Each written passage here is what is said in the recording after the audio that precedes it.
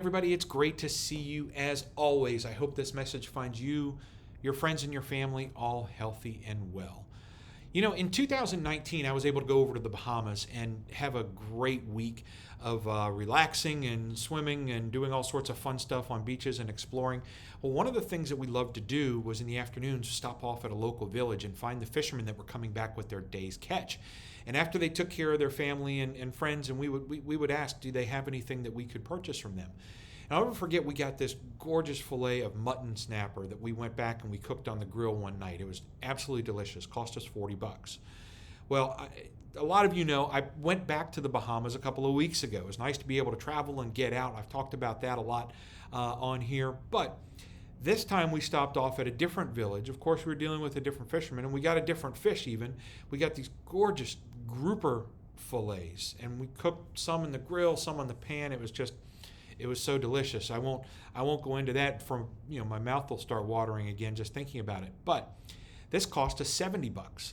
Yes, we're dealing with a different fisherman, like I said, a different fish, but still, we noticed that being back on the island, everything was costing more, significantly more. And so everything from Doritos to the gas prices to groceries at the store, everything was just a little bit more expensive. And inflation is here. And we've talked about it an awful lot. I found an interesting article that talked a little bit about it. And I'm getting so many questions. Well, what do I do differently? How do I beat inflation? And who do we turn to when we just want some great tips sometimes? The guru himself. What does Warren Buffett say?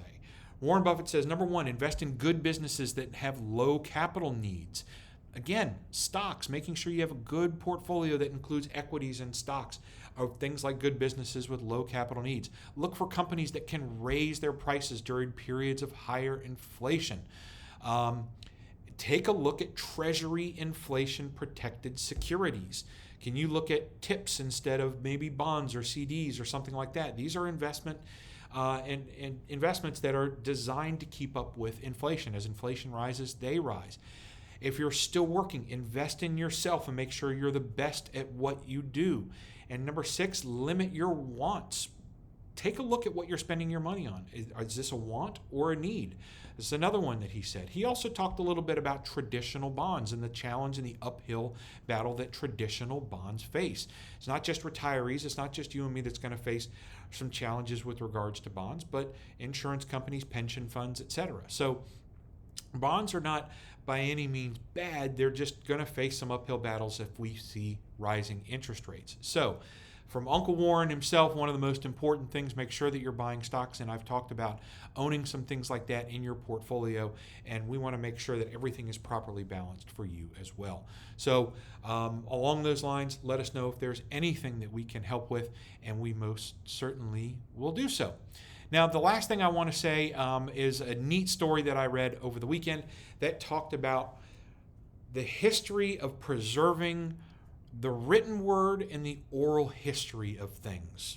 I said history too many times there, but I am Irish in background. A good part of my family is from Ireland, and this story talks about how a group of people called the Song Collectors Collective in Ireland has made it their mission to get their aging population in front of a microphone with a video camera or a phone on them and have them sing their songs. And, the Irish, of course, love to sing and dance and everything else. And this is a way for them to preserve their history. I'm going to make sure that we link to it, but it's absolutely fascinating. They go into and they not only create songs or hear these songs, but they also create the stories about the person telling it. And it's a way to preserve history. It's a way to preserve story and storytelling as we get more technologically advanced and potentially lose some of that connection. What a great way of doing things. You think back throughout history, all the things that we've lost through the oral or spoken word that we no longer have. So I thought this was a really cool article. I'm going to make sure that we link it and send it to you. And again, if there is anything that we can do for you, please don't hesitate to reach out. Let us know. And I look forward to talking with you very soon. Thank you so much, everybody. Bye-bye.